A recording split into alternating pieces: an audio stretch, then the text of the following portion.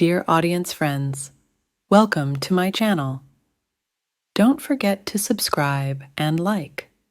Let's get started. Hey everyone, welcome back to Narrative Relationship. Make sure to hit that like and subscribe button for more stories like the one we're about to dive into. So, I recently found out that my wife cheated on me with a guy who is 20 years younger. We've been married for 5 years, and when we first got together, we both enjoyed drinking. However, I later discovered that my wife has developed a constant reliance on alcohol. She denies it, but it's clear that everything terrible that has happened is a direct result of her drinking. She's had online affairs while under the influence, and now I've recently learned that she had closeness with an ex-boyfriend. I just found out about all of this last week, and I just want to get it over with and divorce her. However, I know that the process will be costly and filled with ugliness. She's vindictive and filled with rage, and she has even shared with me all the awful things she's done in her past relationships.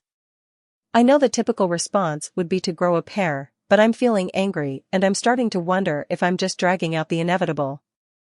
I've been doing some research and came across the concept of exclusive occupancy. If you can provide valid reasons, well, my wife is an offensive drinker and emotionally she frequently yells, screams, and becomes threatening. I don't have any evidence of her offending me, so getting a restraining order is not an option.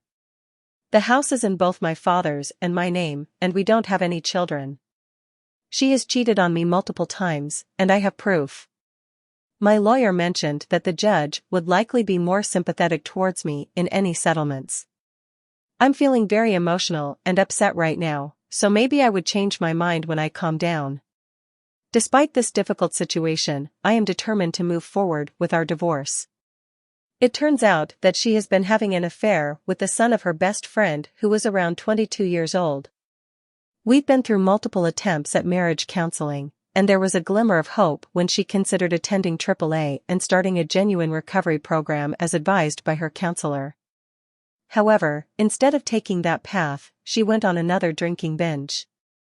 I've been doing my best to take care of myself following the principles of Al-Anon, and I've come to the realization that this tumultuous roller coaster of a marriage needs to come to an end.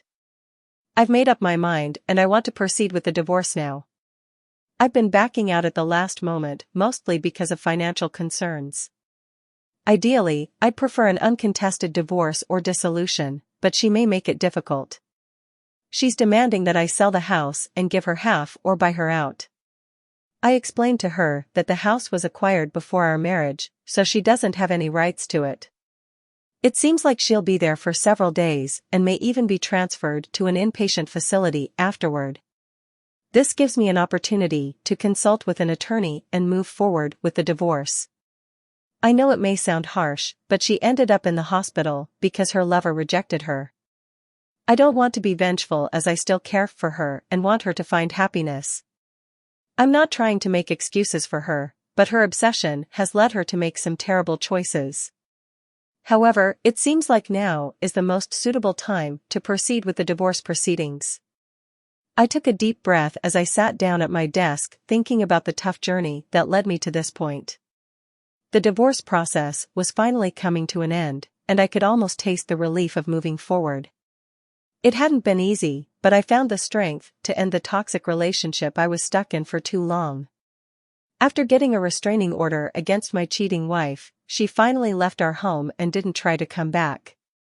I cut all ties with her, blocking her on every platform and removing her completely from my life. I heard from mutual friends that she was struggling financially, and she had stopped drinking. It seemed like she was trying to turn her life around, even though it was a bit too late. Out of the blue, my ex-wife's best friend reached out to me. She suggested that we spend some time together just to take our minds off the difficult situation we were both going through. Surprisingly, I agreed to meet her. As we spent more time together, one thing led to another, and we ended up making love. It was a spontaneous moment of connection between two people who had been betrayed and hurt. In the aftermath, she came up with a crazy plan to further exacerbate my ex-wife's suffering. She suggested taking candid photos together and sending them to my ex-wife as a way to show her that we had moved on and found happiness without her.